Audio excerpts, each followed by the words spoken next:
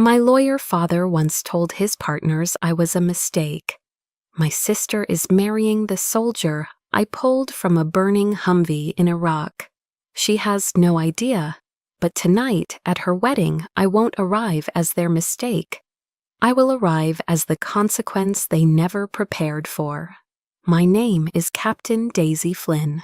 I'm 33 years old, and for the last 15 years, I have lived a life defined by honor, discipline, and the quiet dignity of service. The October afternoon in Arlington, Virginia, carried a crispness in the air that signaled a true autumn. From the edge of the parade ground at Fort Myer, I watched the soldiers of the 3rd U.S. Infantry Regiment, the Old Guard, move through their drills with flawless precision. Every unified crack of boot heels on the pavement, every snap of a rifle brought to the shoulder was a note in a symphony of order. This was my world, a universe constructed from honor, where every individual was an essential link in a sacred chain of duty. Here, your name and your actions were one and the same. Back in my small, tidy apartment, the sense of calm was immediate. My space was a sanctuary, with a clear view of the Iwo Jima Memorial, its silent figures a constant reminder of sacrifice and will. I went through the simple ritual of making a cup of Earl Grey tea, the scent of bergamot a familiar comfort. I breathed in the quiet. This peace wasn't a gift, it was a spoil of war. A trophy I had earned after fighting demons overseas, and more privately, the ghosts of my own past. This tranquility was a fortress, and I had built it one painful brick at a time. Then I saw it. On the small wooden table by the door, sitting amongst a neat stack of bills and official army correspondence, was an ivory-colored envelope. It seemed to radiate a foreign energy, jarringly out of place. A cold knot tightened in my stomach. I recognized it instantly, the heavy, expensive Conqueror cardstock my mother, Eleanor, favored for her most important social announcements. It was a statement of status before a single word was read. There was no return address. Of course not. It wasn't mail. It was a summons. My hands felt unsteady as I picked it up. Inside was a wedding invitation for my sister Claire. Her radiant, professionally photographed smile beamed up at me, her arm linked with a handsome fiancé. They looked like a perfect couple from a polished world that had never truly been mine. But my breath caught when my eyes scanned down to the groom's name. Printed in an elegant script, Michael Sullivan. It couldn't be. The name shattered the peace of my apartment. Suddenly, I wasn't in Arlington. The scent of bergamot was replaced by the acrid, unforgettable smell of burning fuel and charred flesh. The gentle hum of the refrigerator became the high-pitched shriek of tortured metal. The memory slammed into me with physical force, not of a wedding chapel, but of the Iraqi desert, of a young private's face, caked in blood and dust, his eyes wide with terror. My hand began to tremble, the expensive invitation nearly slipping from my grasp. Michael Sullivan. The man I had pulled from a flaming Humvee. How in God's name had they found him, and why? The questions echoed in the roaring silence of my mind. I forced my eyes back to the invitation, flipping it over. The phrase, "We would be so delighted to have you there," was embossed in shimmering gold ink, a polite, hollow sentiment. But it was the handwritten line below it, on the space for the guest's name, that made the blood freeze in my veins. It didn't say Daisy Flynn.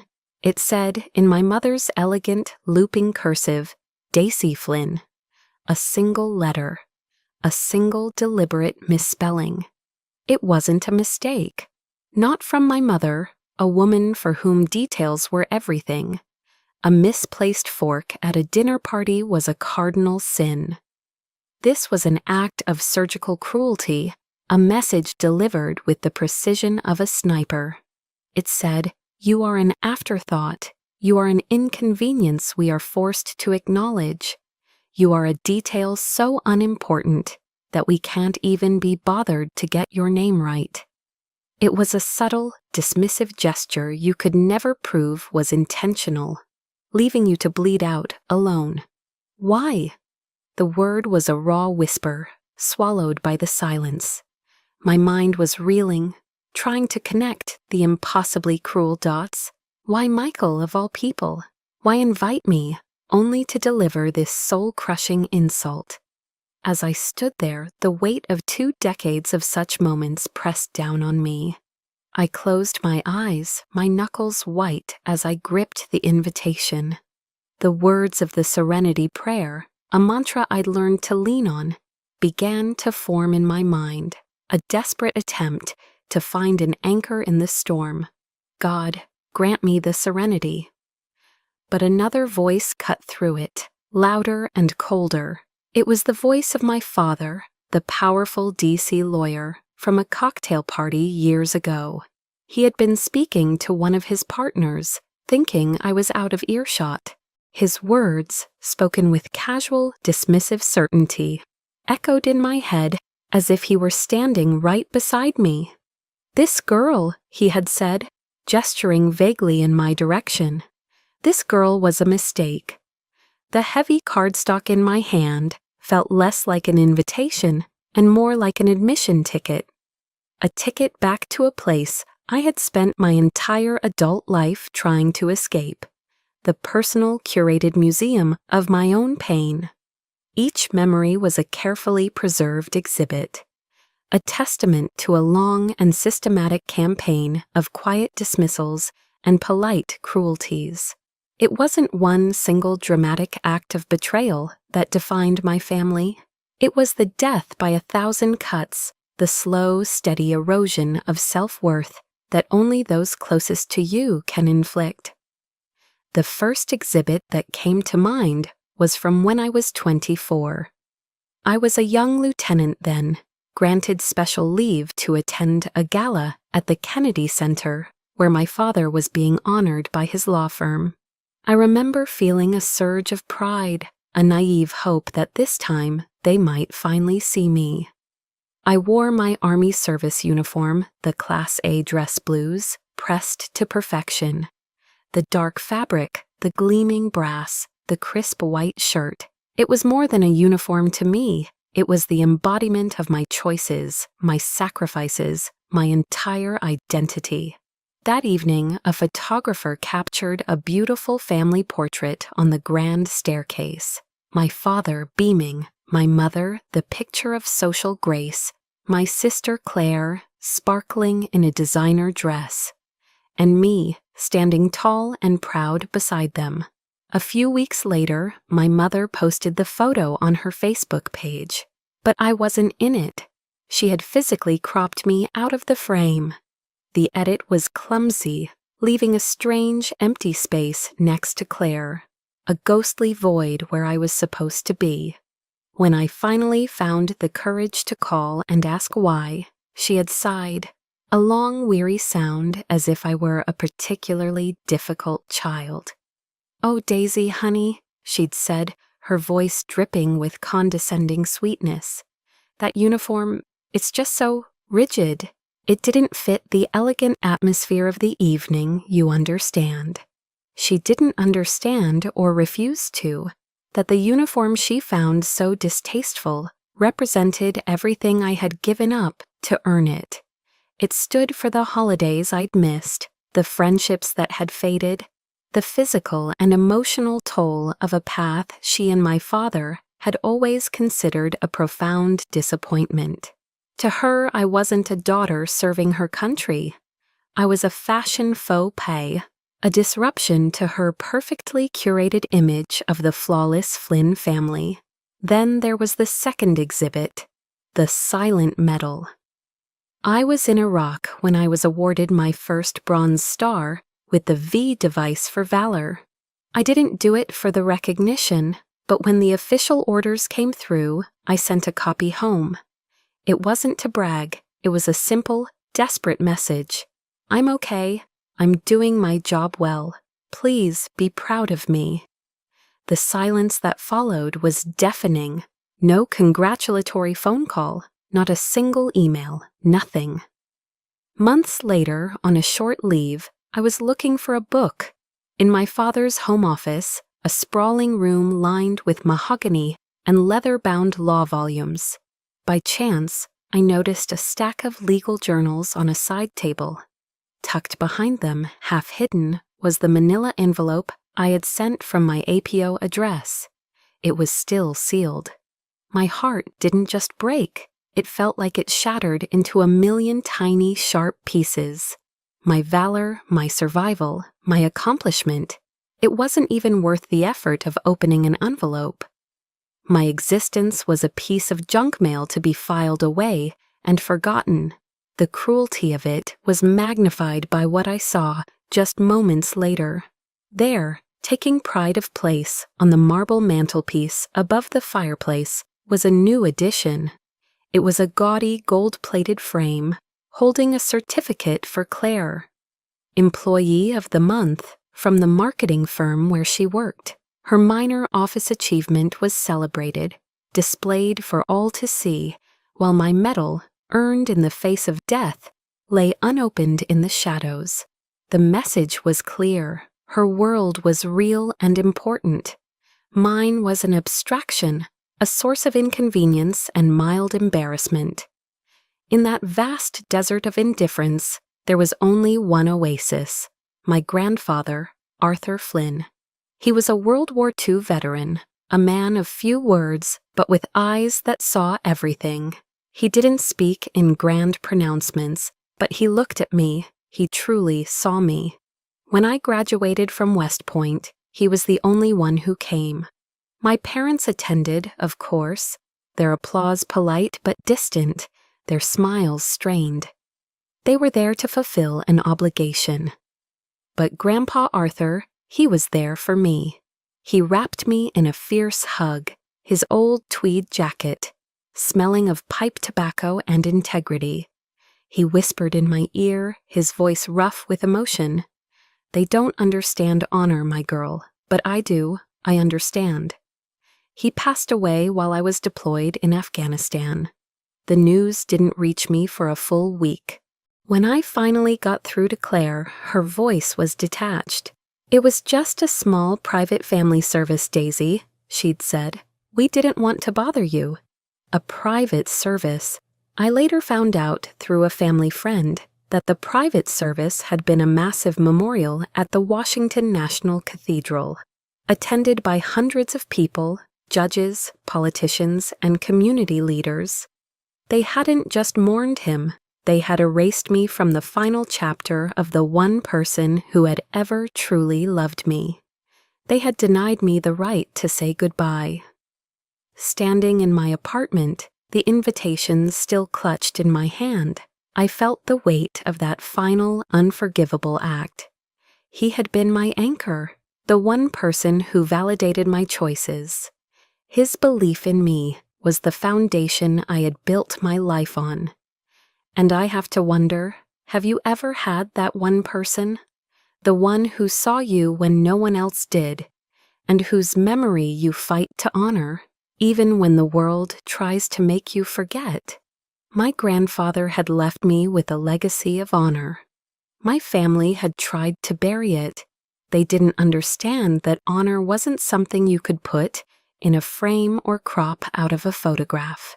It was something forged in fire, something you carry in your soul. And I couldn't help but wonder what had become of the true legacy he'd left behind. My grandfather said he understood honor. My family didn't. They saw my life as a series of questionable choices, a deviation from the respectable path they'd laid out. They saw a uniform, but they never saw the person inside it. They never saw the moments that defined what honor truly costs. They never saw Fallujah. The memory isn't hazy. It's seared into my mind with perfect, brutal clarity. The air temperature was 120 degrees. but inside the cramped confines of the Humvee, it was a furnace. The fine, talcum powder-like dust of the Iraqi desert coated everything, getting into your teeth, your lungs, your soul. We were on a routine patrol through a narrow market street when hell opened its gates. There was no warning, just a deafening, concussive blast that ripped the air apart, followed by a rain of superheated metal. The lead vehicle in our convoy, carrying 3 of my men, was hit by an IED. It was thrown onto its side, instantly transformed into a mangled, burning cage.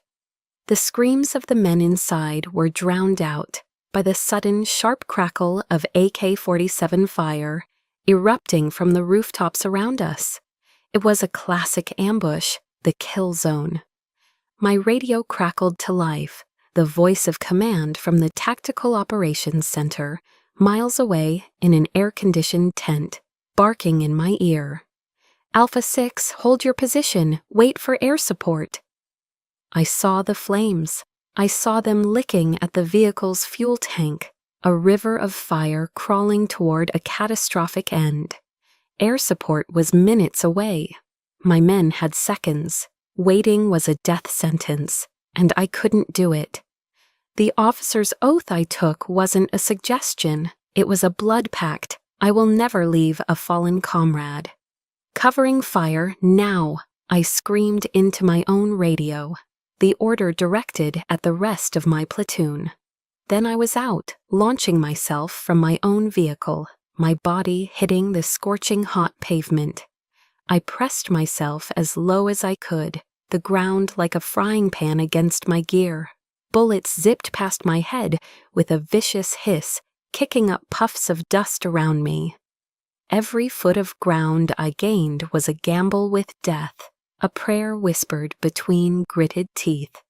I reached the burning wreck, the heat so intense it felt like it was peeling the skin from my face.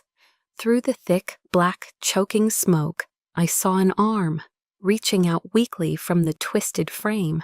It was Sergeant Peters. I grabbed him, adrenaline surging through me, and pulled with everything I had. His body was a dead weight, his groans barely audible, over the roar of the fire and the unending gunfire. I dragged him behind the crumbling corner of a nearby wall, a pathetic excuse for cover, and then I turned back. There were 2 more men inside. I had to go back. The flames were inside the cabin now. I was running out of time. On my 3rd trip into that inferno, I was nearly overcome by the smoke, my lungs burning. I saw a young soldier, his leg pinned beneath the mangled dashboard. His eyes were wide with a silent, primal terror, his body too weak to even scream. It was Private Michael Sullivan. I knew him. He was the kid who wrote letters to his high school sweetheart back home every chance he got, his handwriting neat and hopeful. There was no time to think. I used the butt of my rifle, smashing it against the warped metal pinning his leg. A piece of jagged, glowing hot shrapnel flew off, searing a line across the back of my hand. A guttural roar of pain escaped my lips, but I ignored the searing agony. I hooked my arms under his shoulders and pulled. Using the last ounce of strength I possessed, I dragged him clear just as a secondary explosion, likely the fuel tank, erupted behind us, blowing the rest of the Humvee into a fireball of oblivion. He was unconscious in my arms, but he was breathing. His chest rose and fell in shallow, ragged breaths. I fumbled for the dog tags around his neck, my burned hand screaming in protest. I closed my fist around the cool metal, the embossed letters of his name pressing into my palm. I made a silent promise to the unconscious boy in my arms, a promise that he would see his home again. Now, standing in my quiet Arlington apartment, I looked down at my hands.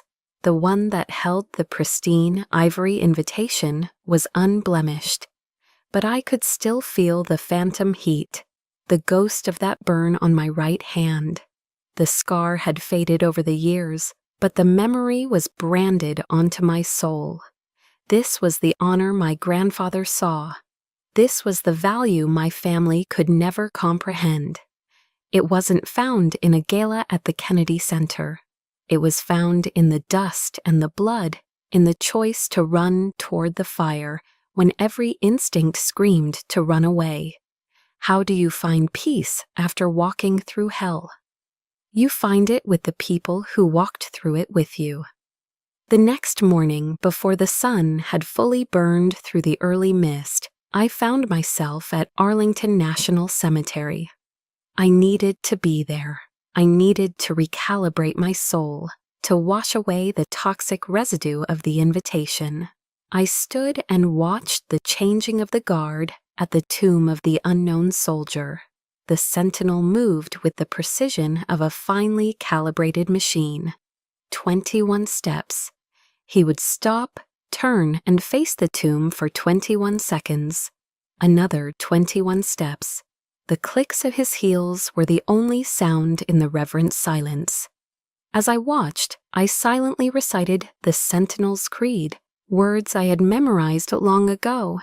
It's a vow of perfection, of unrelenting discipline and selfless dedication. My dedication to this sacred duty is total and wholehearted. Though I may be cold, I will never be cold-hearted. Here, on these hallowed grounds, there was no room for carelessness, no tolerance for selfishness. Here, everyone understood the profound weight of the uniform they wore. My family in Potomac, Maryland, saw my uniform as an awkward accessory. Here, it was a sacred trust. This was my true family, a family bound not by blood, but by a shared oath, a family defined by absolute respect for those who had fallen and for each other. The tranquility I felt in that place was a balm on my fractured spirit, a quiet affirmation that I was part of something larger and more meaningful than my own personal pain. After the ceremony concluded, Sergeant First Class Williams, a lifer with 20 years of service, etched into the lines on his face, came to stand beside me. He didn't look at me directly, but instead gazed out at the endless, perfectly aligned rows of white headstones that stretched across the rolling hills. "You're carrying something heavy, Captain," he said, his voice low and steady. It wasn't a question, it was a statement of fact. I let out a long breath I didn't realize I'd been holding. "Family stuff, Sergeant." He gave a slow, understanding nod. He didn't ask for details. He didn't pry. In his quiet acknowledgement, there was more comfort than in 1,000 empty platitudes. He simply recognized the burden. We stood in silence for a long moment, watching a lone groundskeeper tend to a patch of grass in the distance. "Sometimes," he finally said, his gaze still fixed on the horizon, "the hardest battle isn't out there, it's at home." That was it. That was all he needed to say. In that moment, I didn't need to explain the invisible scars, the years of feeling like a ghost in my own home. He knew, they all knew, in their own way. The silent understanding that passed between us was more profound than any conversation I'd ever had with my own father. Later that day, I found more of that quiet strength in the most mundane of places. The mess hall at Fort Myer. I sat at a long table with a few junior officers, fresh-faced lieutenants just starting their careers.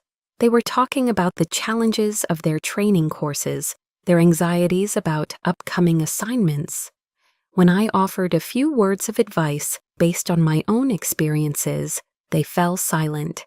They listened, their expressions intent, absorbing every word. No one interrupted. No one dismissed my perspective. They weren't just being polite. They were showing genuine respect for the rank on my collar and the experience it represented. After lunch, a young private approached me, his posture ramrod straight. "Excuse me, Captain," he said, his voice filled with sincere deference. "I had a question about uniform regulations for the upcoming ceremony, ma'am." It was these small things, the respectful ma'am, the thoughtful nod from a sergeant, the attentive silence of my junior officers. These were the bricks that built my fortress. They were constant, quiet reminders of who I was and where my value lay. My worth wasn't determined in a Potomac mansion or at a DC gala. It was forged here, in a world of shared duty and mutual respect. This was the world that held me together, even as the other world, my family's world, seemed determined to tear me apart. Sergeant Williams's words echoed in my mind. The hardest battle is at home. And I knew, with a growing sense of dread and resolve, that I was about to walk onto that battlefield. A few days after the invitation arrived, my phone buzzed on the kitchen counter. The screen lit up with my mother's name, accompanied by a Vivaldi ringtone she'd insisted I set for her years ago. It always felt like a performance. I let the final ornate notes fade, took a deep, fortifying breath, and answered, preparing myself for the inevitable emotional gymnastics. "Daisy, honey." Eleanor's voice was a cascade of practiced sweetness, a warm, buttery tone she reserved for public appearances and difficult phone calls.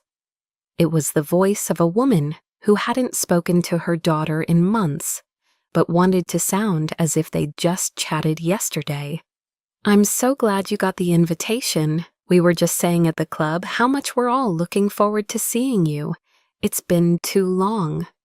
I remained silent. A tactic I'd learned was more effective than arguing.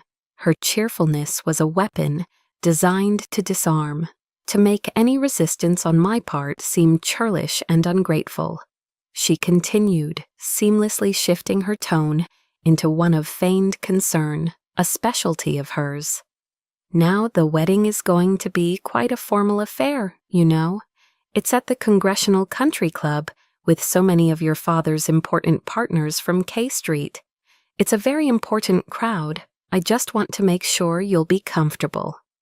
I knew exactly what comfortable meant in her vocabulary. It was a code word, polished to a high shine by years of use. It meant invisible. It meant uncomplicated. It meant don't be yourself. Don't be the daughter who chose a world of grit over a world of galas. Don't remind our powerful friends, the ones who judge success, by stock portfolios and vacation homes in the Hamptons, that a part of our perfect family is, in their eyes, so profoundly and disappointingly odd. Then, having laid the groundwork of false affection and vague warnings, she moved in for the kill. "And Daisy," she said, her voice dropping to a conspiratorial whisper, as if sharing a precious, intimate secret just between the two of us. "About your work, I was thinking, it might be best if you don't talk too much about the army. You know how it is, darling. It can be a little heavy for a festive atmosphere, a bit intense for a celebration." I felt a cold rage begin to build deep in my gut, a slow rising tide of nausea and fury. The casual way she said the army, as if it were a mildly embarrassing hobby, like collecting porcelain dolls. But I kept my own voice perfectly even, my breathing steady. She wasn't finished. This was just the opening salvo.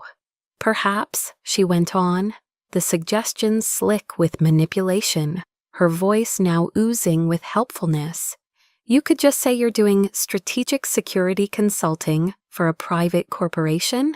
Something like that. It sounds so much more civilian, more chic. It would be easier for your father's friends to understand, don't you think?" The blood in my veins turned to ice.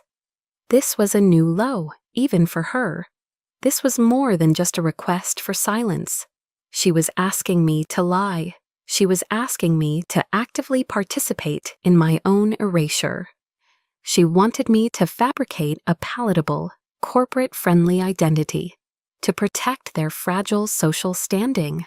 She was asking me to disavow 15 years of service, to dishonor the soldiers who had fallen beside me, to negate the very oath I had sworn to uphold.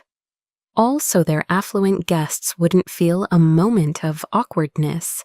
It was the ultimate insult, delivered with the loving concern of the mother who had given me life, and then spent it trying to reshape me. But I didn't scream. I didn't argue. Years of training as an officer had taught me that in any confrontation, the person who maintains composure holds the power. The fury inside me was a white-hot forge, but my voice, when I finally spoke, was as cold and sharp as shrapnel. "I will wear something appropriate, Mother," I said, each word deliberate and measured. "And I will be myself, Captain Daisy Flynn, United States Army." A stunned, crackling silence met my words. I had broken the unspoken rules. I had refused to be managed. Finally, Eleanor let out a long, theatrical sigh, the sound of a wounded matriarch. "Well, all right, Daisy," she said, her voice laced with disappointment. "Have it your way, but don't say I didn't warn you." She hung up, but the warning had come too late. A war had been declared, and I had just accepted the terms of engagement. I walked to my closet. My dress blues and my camouflage ACUs hung there, symbols of my honor and my struggle. They were my truth, but for this battle, I needed different armor. My eyes bypassed them. They were what my family expected, a confirmation of their belief that I was rigid. No. My hand reached past them, settling on a perfectly tailored dark navy pantsuit from Theory. It wasn't the soft dress my mother wanted, nor the uniform she despised. It was a statement of power, professionalism, and unassailable control. I wouldn't be playing their game. I would be playing my own. After the call ended, I didn't throw the phone. I didn't slam a fist against the wall. I didn't cry. I simply stood motionless in the center of my living room, the silence of the apartment pressing in on me. But inside, a storm had finally broken. It wasn't the hot, chaotic rage of a sudden squall. It was a cold fury, a focused glacial force that had been building for 33 years. It was the moment a soldier stops being defensive and starts planning an offensive. My mother's words were the spark, but my father's were the fuel. A memory I had long suppressed surfaced with chilling clarity. It was a Christmas party at their Potomac home.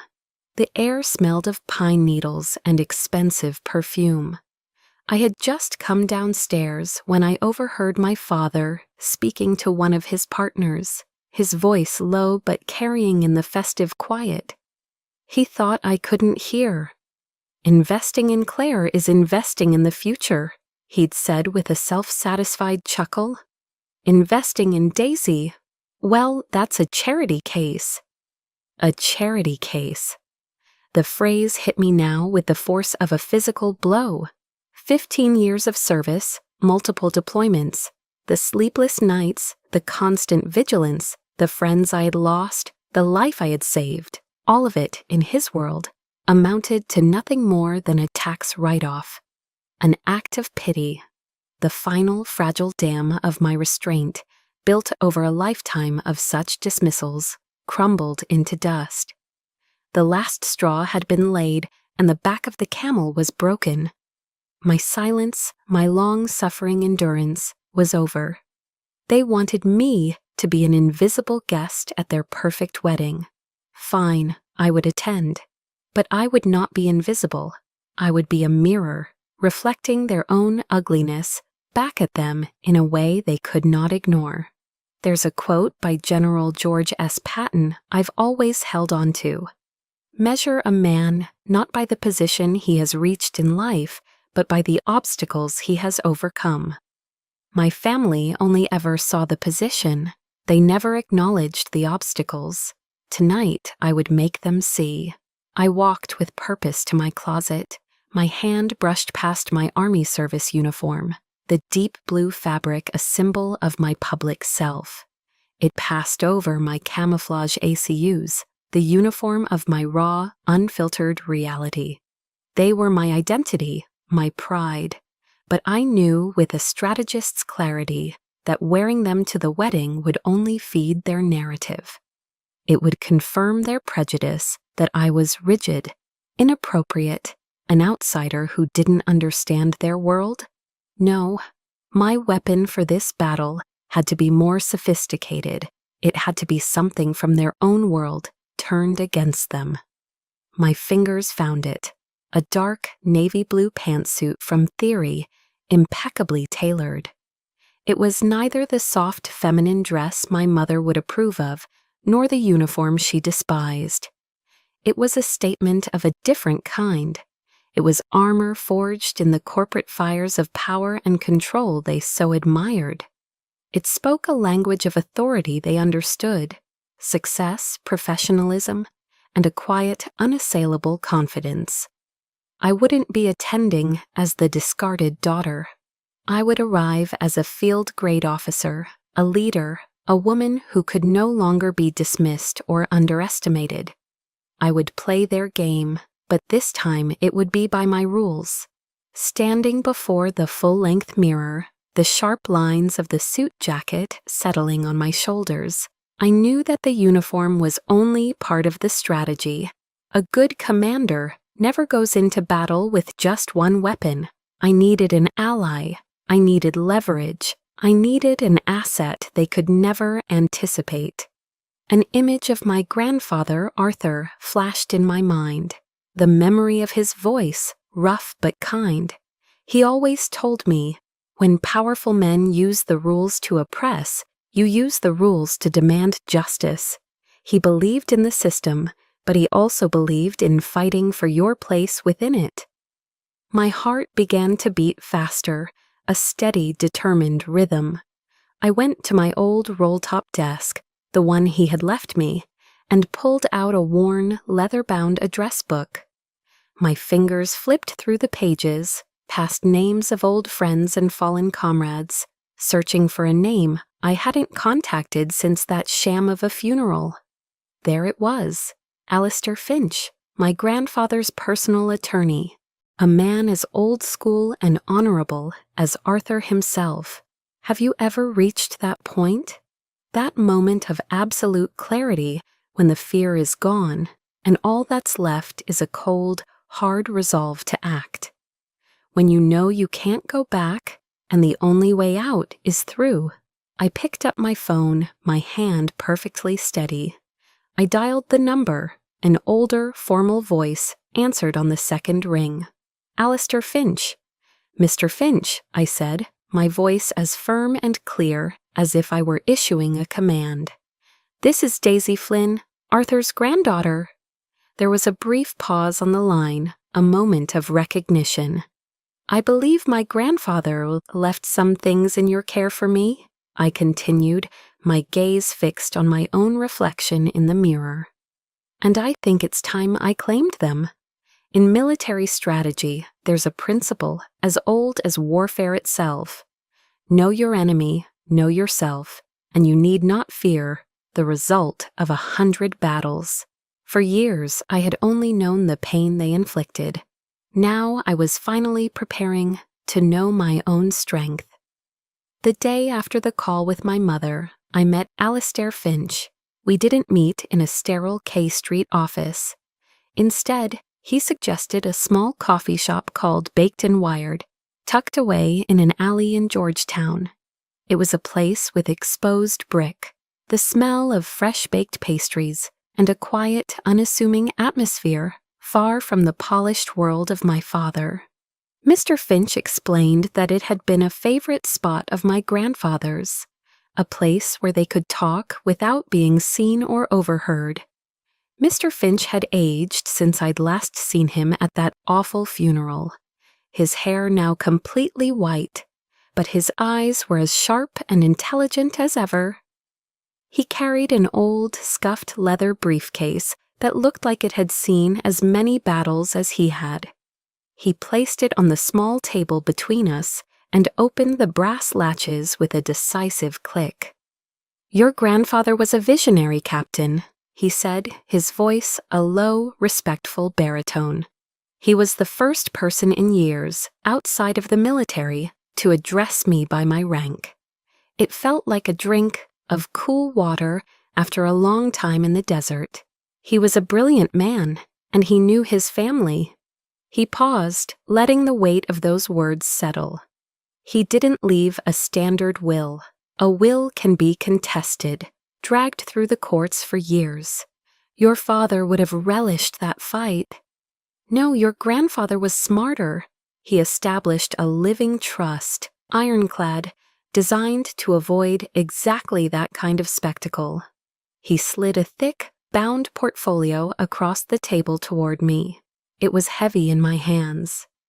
"These are copies of his directives. He anticipated a day like this might come, Daisy. A day when you would need something more substantial than words to claim your rightful place." That night, sleep was impossible. I sat at my kitchen table, a single lamp cutting through the darkness, and read. I read for hours, the legal jargon slowly melting away to reveal the true heart of the documents.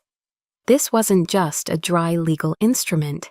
It was my grandfather's final testament, his last defiant act of love and recognition. It was a declaration of his values. He had written, with the help of Mr. Finch, in painstakingly clear and unambiguous language, that the control of the Flynn Legacy Foundation, a charitable trust worth millions that he had built over his lifetime, was not to be passed down based on bloodline alone. It was not a birthright. Instead, the chairmanship and controlling interest would be transferred to the heir who best exemplifies the core values of service, honor, and courage in the face of adversity. It was a direct quote: service, honor, courage. The very values my family had spent my entire life dismissing as naive and unprofitable.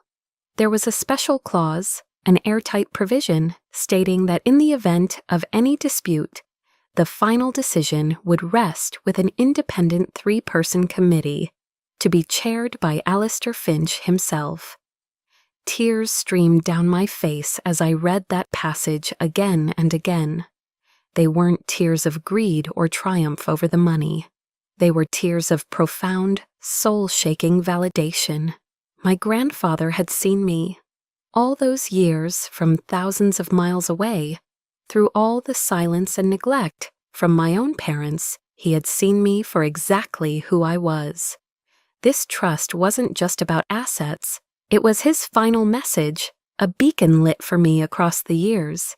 It said, "I see you, I'm proud of you, your path was the right one." The day of the wedding arrived, not with a storm of anxiety, but with a strange and powerful calm. It was the feeling a soldier gets before a well-planned operation. When the reconnaissance is complete, the objective is clear, and the assets are in place. The outcome is never guaranteed, but you have done everything in your power to prepare. You are ready. I went about my preparations with meticulous care. I pressed my navy blue pantsuit until the creases were razor sharp. I polished my leather shoes to a mirror shine. I carefully placed the portfolio from Mr. Finch into a slim leather attaché case. It wasn't just a stack of papers. It was my weapon. It was my shield. It was my inheritance. As I got into my car, the quiet confidence remained.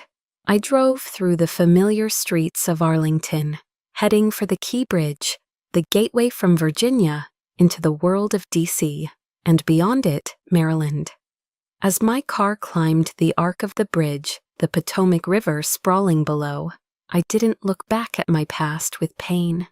I looked forward, toward the rolling green hills of Potomac, toward the exclusive country club where my family was celebrating a union built on a lie. I was no longer the discarded daughter returning in shame. I was a commander, moving into enemy territory. The battle was about to begin. And this time I wasn't fighting alone. My grandfather was riding in the passenger seat right beside me. They had seated me at table 12, in a grand ballroom designed to hold 300 people, glittering under the light of crystal chandeliers. Table 12 was the equivalent of social Siberia. It was tucked into a dim back corner, so close to the swinging double doors of the kitchen that I could periodically smell the sharp scent of garlic and burnt butter, a greasy working-class counterpoint to the towering scentless orchid centerpieces on every other table. From this vantage point, I was an afterthought, an obligation fulfilled and then hidden away, but it also gave me a perfect, unobstructed view of the stage, a sniper's perch from which to observe the night's proceedings. I watched the parade of hypocrisy with the detached calm of a battlefield observer.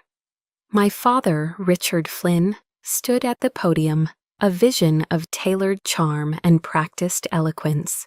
He was in his element, holding the room in the palm of his hand. He praised Claire, his precious gem, the daughter who had made all the right choices, who had followed the prescribed path of a good private school, an Ivy League degree, and now a respectable marriage. He toasted Michael, a man he barely knew, calling him the son he'd always wished for. Throughout his entire speech, he never once glanced my way. I was a ghost at his feast. When my mother took the stage, she was even more polished. She spoke of family traditions and a proper foundation in life. Her words a thinly veiled criticism of my entire existence. The foundation she spoke of was one of wealth and social standing, not of character. I simply took a sip of ice water, my face a mask of neutrality I had perfected over years. I was not an audience member tonight. I was a soldier, waiting for the signal. My gaze drifted to the head table. Michael looked tense, his champagne flute untouched. His eyes, dark with an emotion I couldn't quite read, kept finding mine across the vast room. He knew what was coming, and he was waiting too. When the last of the saccharine speeches concluded, the wedding planner, with a strained smile, announced that the groom had a few words. Michael walked to the podium. He thanked everyone for coming, his voice steady. Then his entire demeanor shifted. The polite groom vanished, replaced by a man with a solemn purpose. The ambient chatter in the room faded as his new serious tone captured their attention. "Before my beautiful wife and I have our first dance," he began, his voice resonating with an unexpected authority, "there is a debt of honor that I must repay." His eyes left the crowd and locked directly onto mine. I felt it like a physical touch. 100 pairs of eyes followed his gaze, a wave of attention rippling across the room until it landed on the forgotten guest at the forgotten table. "There is someone in this room tonight," he said, his voice unwavering, "without whom I would not be standing here at all. Someone I owe my life to, and that person is Captain Daisy Flynn." A wave of stunned, absolute silence rolled across the ballroom. You could have heard a pin drop. At the head table, my mother's serene smile froze and then collapsed. My father looked as if he'd been struck, his mouth slightly agape. My sister Claire just looked bewildered, turning from Michael to our parents with wide, questioning eyes. Michael didn't embellish, he just told the truth. 8 years ago in Fallujah, he said, my vehicle was hit by an IED. I was trapped inside, and it was on fire. Captain Flynn, my commanding officer, ran through enemy fire to pull me out. He paused, letting the raw reality of his words sink into the comfortable atmosphere of the room. She dragged me from a burning Humvee while we were taking enemy fire. She saved my life. My father, recovering from his shock, scrambled to regain control. He grabbed the microphone at his table, forcing a brittle, hearty laugh. "My son-in-law," he boomed, his voice echoing in the silent room. "What a sense of humor, always the kidder." But no one laughed, not a single person. The silence that answered him was absolute, a heavy, damning judgment that left him exposed and foolish under the glittering chandeliers. Then Michael did something that sealed their fate. He stepped down from the stage. He walked past the head table, past his new bride, past my stunned parents, and didn't give them a single glance. He walked with a soldier's purpose across the dance floor, his path direct and unwavering, straight to table 12. He stopped directly in front of me. The entire room held its breath. And then, in the cavernous, ringing silence, Private Michael Sullivan clicked his heels together, straightened his back until it was a ramrod, and brought his hand up in a salute. It was a perfect, textbook military salute, sharp, crisp, and executed with a reverence that was more powerful than any speech. It was a gesture that contained a universe of gratitude, respect, and the unbreakable bond between a soldier and the officer who brought him home. My own training took over, an instinct buried deep in my bones. I rose slowly to my feet, my back straight, and returned his salute with the same sharp precision. For a moment, that was it. Just the two of us, a silent island of military honor in a sea of civilian confusion. But then something extraordinary happened. From a table in the corner, an elderly man in a tuxedo, someone's grandfather perhaps, slowly pushed his chair back and rose to his feet. With a frail but determined motion, he too raised his hand in a salute. Then another man, younger, with a telltale haircut, at a table near the front, stood up and did the same. And another, one by one, 5 men, veterans, guests my family had invited without ever knowing the depth of who they were, stood and saluted me. In that moment, under the collective gaze of hundreds of strangers, I was no longer the family's awkward secret. I was no longer the charity case. I was no longer Richard and Eleanor Flynn's mistake. I was Captain Daisy Flynn, United States Army. And for the first time in my life, in my own family's world, I was finally, unequivocally, seen. The salutes ended, but the profound silence in the ballroom remained. It was a thick, heavy quiet, filled with the unspoken shock and judgment of 300 people. Into that void, a new figure stepped forward. It was Alistair Finch. He walked calmly toward the stage, his old leather briefcase in hand, moving with an unhurried grace that commanded attention. He ascended the small steps to the podium where my father had stood just moments before, a place that now seemed like a defendant's stand. "If I may have your attention, please," Mr. Finch said. His voice was not loud, but it carried a clear, authoritative tone that cut through the tension like a blade. "My name is Alistair Finch. I was the personal attorney and legal counsel for the late Arthur Flynn." The mention of my grandfather's name was like a thunderclap in the silent room. At the head table, my father, Richard, went pale. The blood drained from his face, leaving behind a mask of pure, unadulterated dread. He knew this man, and he knew what this man's presence signified. This was not part of the wedding program. Pursuant to the final directives within Arthur Flynn's living trust, Mr. Finch continued, his delivery as precise as a legal filing, his gaze sweeping across the stunned audience before settling on my father. The controlling interest and chairmanship of the Flynn Legacy Foundation is to be transferred to the heir who best exemplifies the core values of service, honor, and courage in the face of adversity. He paused, letting the weight of those words hang in the air, a final verdict delivered from beyond the grave. Every eye in the room was now locked on him, then darted between my father and me. Then Mr. Finch's eyes found mine, and he gave me a slow, respectful nod. "Ladies and gentlemen," he announced, his voice ringing with conviction, "it is my distinct honor to announce that the heir, according to the irrevocable will of Arthur Flynn, is his granddaughter, Captain Daisy Flynn." A collective gasp swept through the room, followed by a choked, strangled sound from the head table.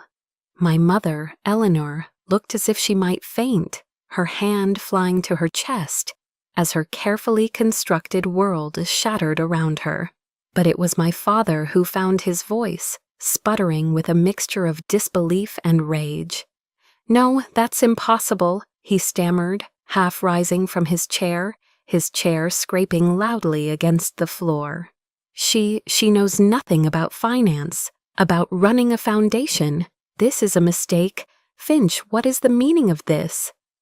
Mr. Finch's gaze turned to my father, his expression as cold and hard as granite. "On the contrary, Richard," he replied, his voice unwavering. Arthur believed that integrity was far more important than financial experience. He felt that a person who understood sacrifice could learn finance, but a person who only understood finance could never learn honor. It appears he was right. The finality in his tone broke the spell. My sister, Claire, her face a mess of tears and ruined makeup, finally reacted. She scrambled from her chair, her expensive wedding dress tangling around her feet, and ran toward me, not with understanding, but with pure, selfish fury. "You ruined my wedding," she shrieked, her voice a shrill accusation that echoed in the quiet hall. "You ruined the most important day of my life. You did all of this just because you've always been jealous of me."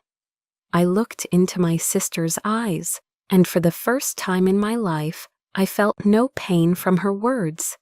The old sting was gone, replaced by a profound and weary pity. She was a child, trapped in a gilded cage of her own making, unable to see beyond her own reflection even now. She couldn't comprehend a world where something other than her own happiness was the central focus.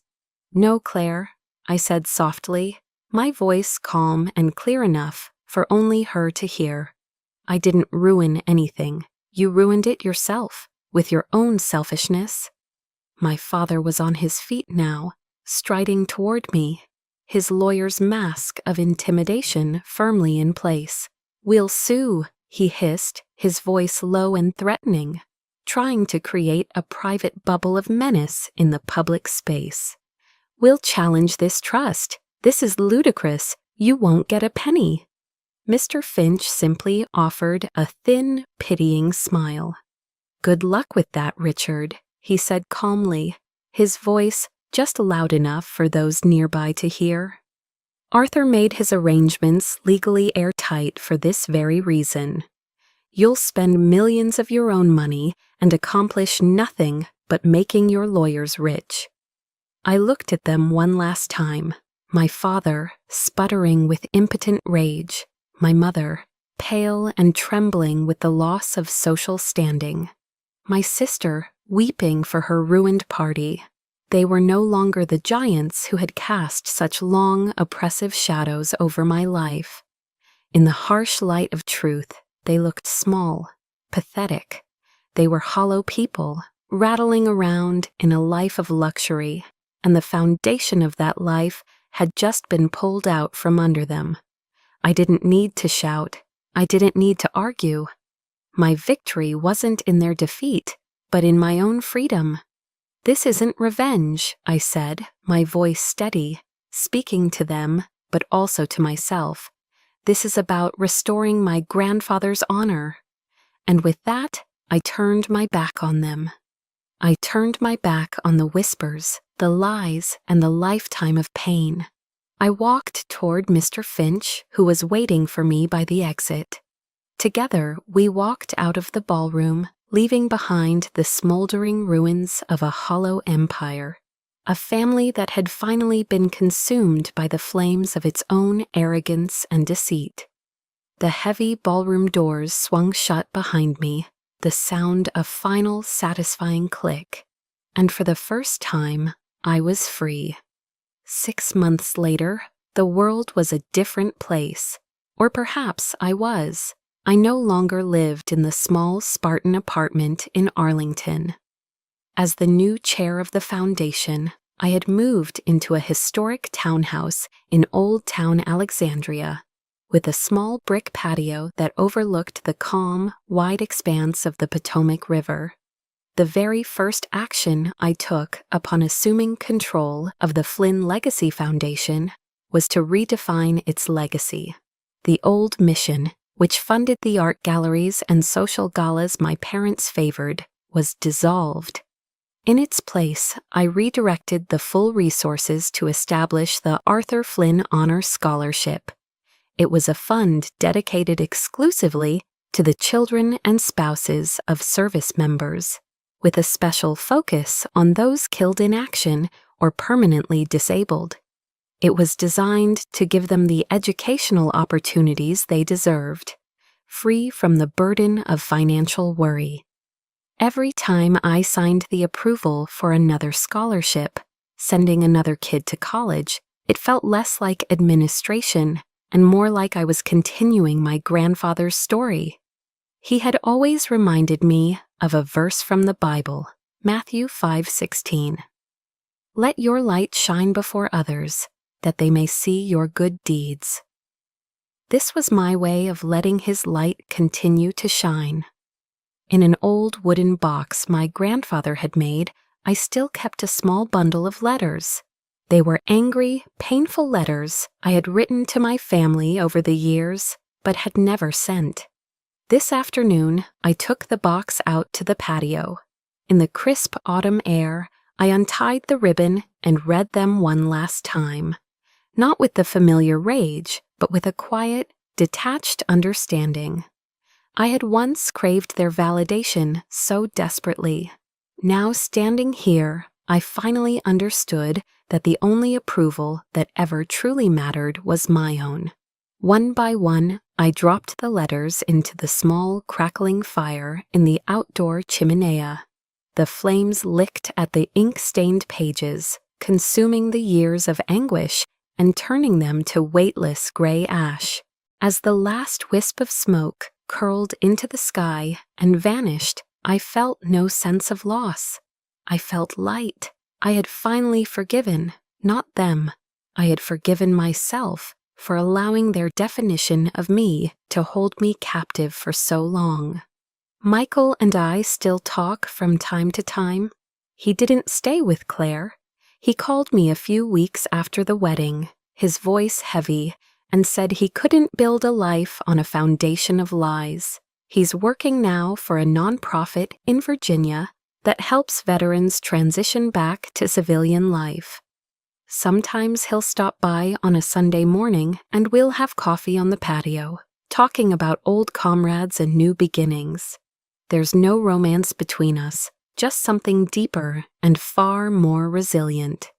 A friendship forged in fire and cemented in truth.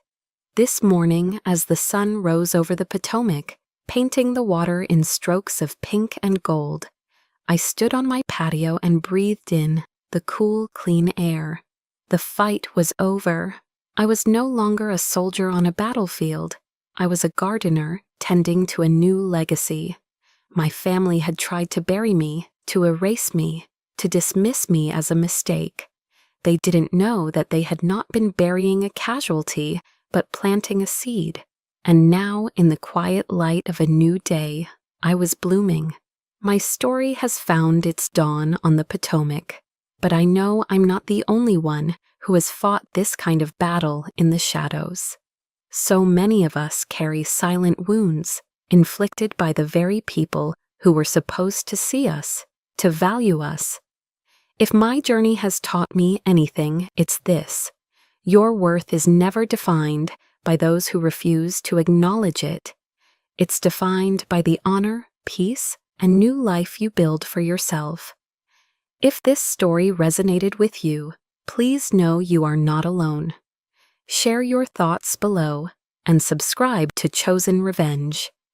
To join a community that understands, your story matters.